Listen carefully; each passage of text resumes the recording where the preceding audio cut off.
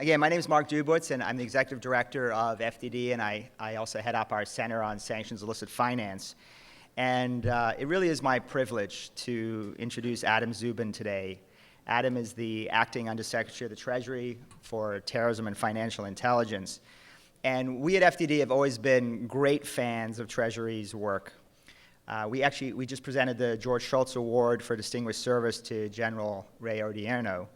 But back in 2012, we actually presented the first George Shultz Award to the team at the Office of Terrorism and Financial Intelligence, including Adam Szubin and now CIA Deputy Director David Cohen, for their remarkable work.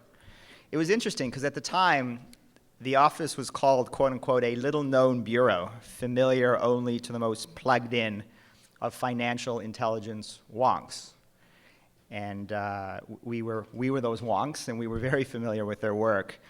But then, over the past few years, under Adam's leadership and the team's leadership, it's now reportedly President Obama's, quote, favorite non-combatant command, which is quite remarkable to go from little-known bureau to favorite non-combatant command in only a few years. And it's a lot of credit to Adam and his team. They've executed smart sanctions policies. They've used American financial and economic power to protect the global banking system from money laundering and from other illicit financial activities, and to combat the threats using peaceful coercion that is represented by regimes and their terrorist surrogates. As the Islamic State rose on the scene, officials throughout Washington turned to Treasury to identify what economic tools we should deploy. When Russia annexed Crimea and invaded eastern Ukraine, TFI developed innovative strategies that targeted Russia's strategic vulnerabilities, while also, very importantly, protecting U.S. allies from blowback.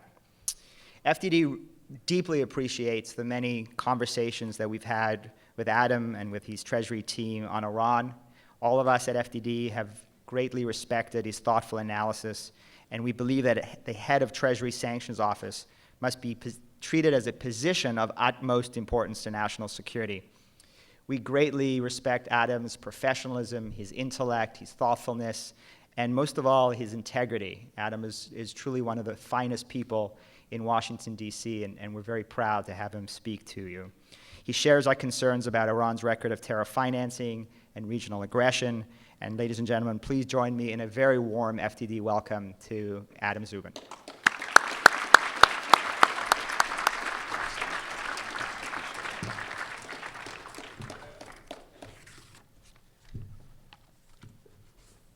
Thank you all for having me. Special thank you to Mark for that very warm and kind introduction. I'm honored to be here among so many valued colleagues and friends. And as Mark rightly noted, FDD has long had a keen appreciation for the work that the really dedicated public servants in my office do, and had an understanding before many of the impact that this kind of work can have. Today I want to take stock of our Iran sanctions program and describe how it helped to pave the way to the Joint Comprehensive Plan of Action, or the JCPOA, the diplomatic achievement that we reached with our key partners and Iran. I'm going to begin with a brief overview of our Iran nuclear sanctions, describing what has really been a decade-long effort to determine whether diplomacy could prevent Iran from obtaining a nuclear weapon. I want to lay out what made this a sanctions success story, explaining how our persistent sanctions and diplomatic efforts helped to remove the threat posed by Iran's nuclear program. And I'll close by outlining the role that sanctions continue to play in our approach to Iran. So first, a brief history. Since I started at Treasury about 12 years ago, preventing Iran from acquiring a nuclear weapon has been a national security priority of the highest order. By the time we reached the JCPOA, that meant convincing Iran to fully and transparently reorient its nuclear program in a way that cuts off all potential pathways to a bomb. A key first step was designing a sophisticated, targeted sanctions regime. We began by exposing and sanctioning the banks that Iran had been using to advance its nuclear program. In response, Iran soon moved its illicit activity to other banks and front companies. Our sanctions followed. By 2008, our sanctions list included more than 100 targets linked to Iran's nuclear program. And that was only the start. We needed to persuade our partners to join us in this effort. And at President Obama's direction, we traveled the world to enlist support for a global approach to Iran's nuclear program, including sanctions and a viable path to a diplomatic solution, clarifying both our willingness to negotiate with Iran and the limited but critical objective of the JCPOA negotiations, namely preventing Iran from obtaining a nuclear weapon.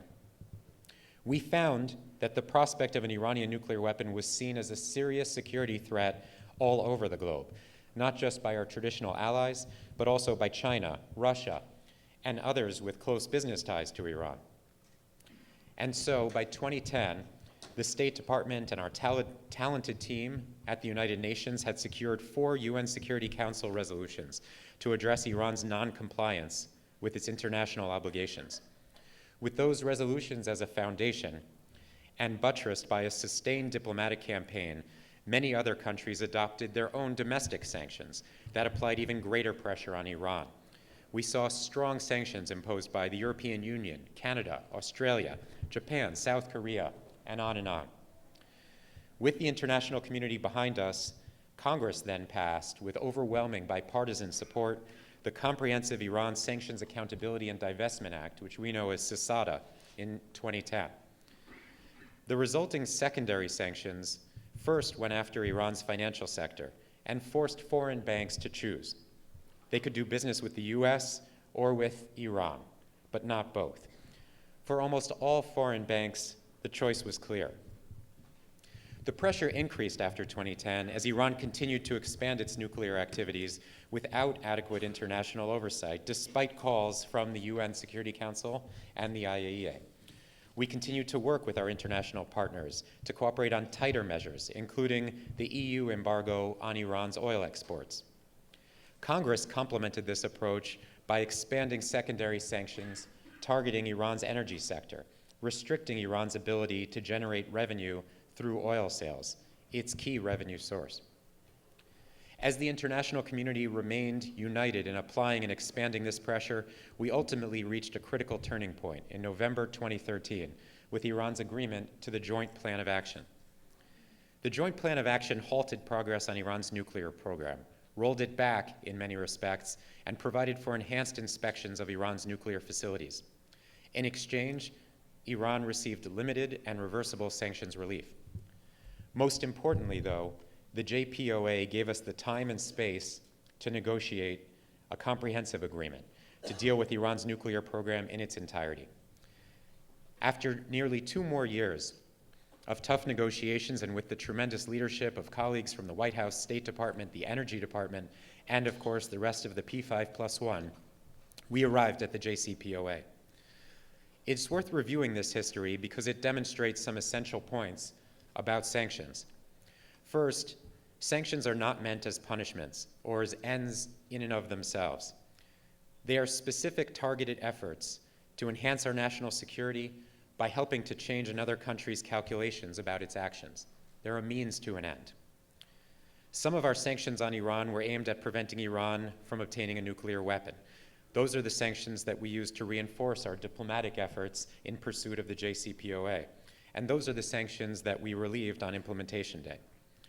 I'll talk about our additional sanctions programs in a moment.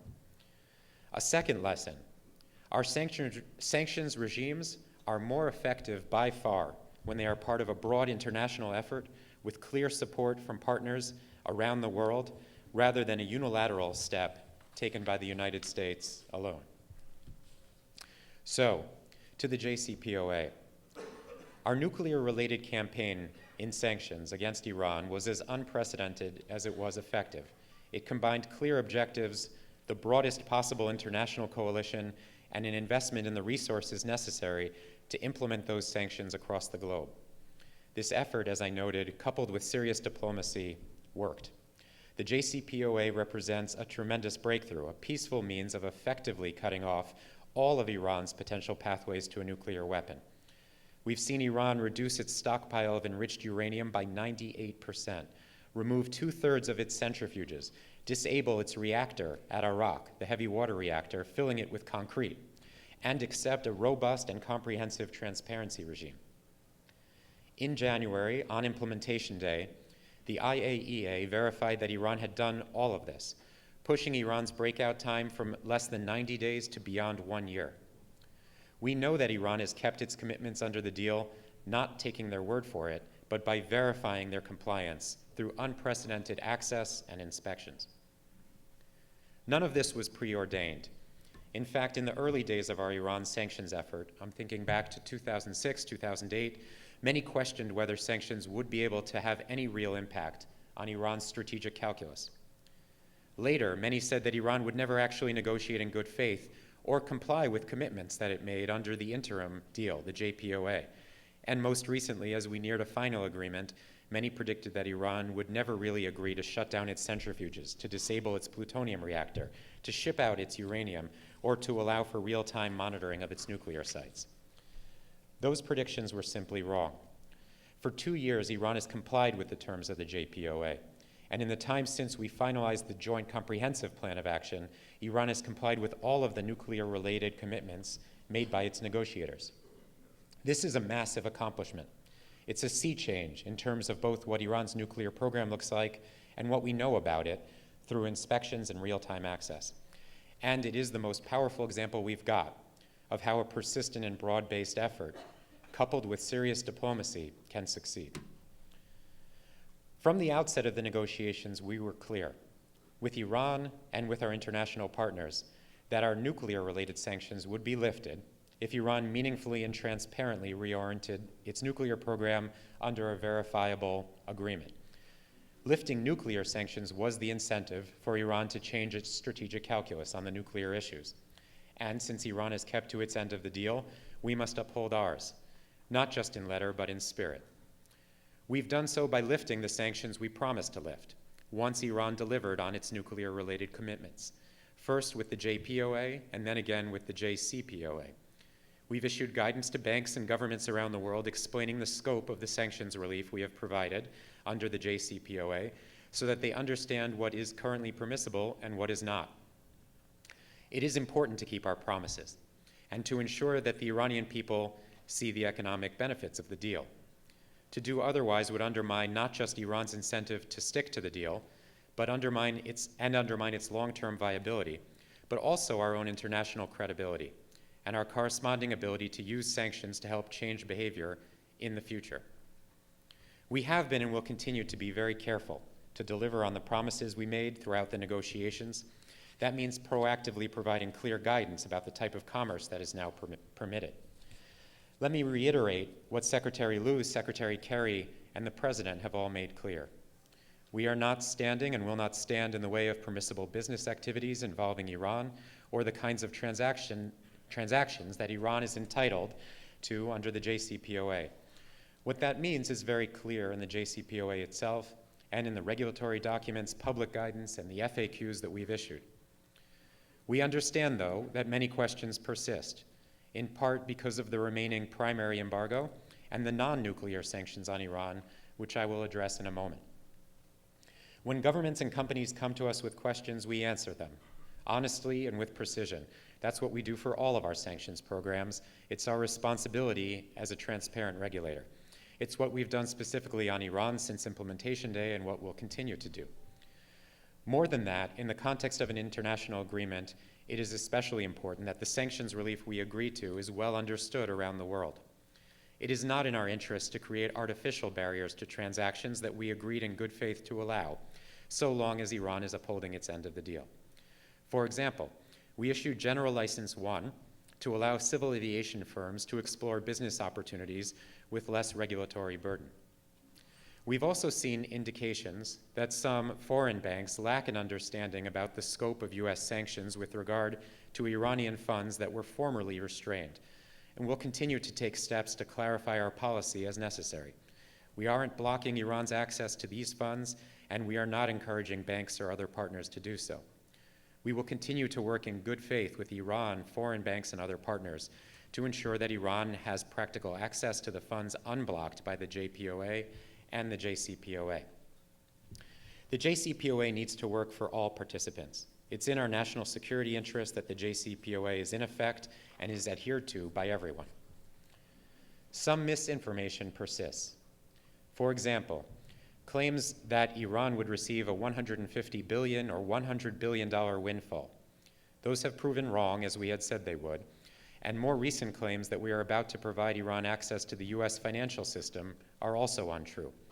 We will not provide Iran access to the US financial system, and we will not restore the U-turn authorization. In terms of the way forward, we did not guarantee economic outcomes or a flood of immediate business into Iran, nor could we. That outcome depends on the business judgment of thousands of market participants. Ultimately, the JCPOA is an international arrangement, not a cashier's check. It's worth remembering that our nuclear-related sanctions were not the only impediment to international business returning to Iran.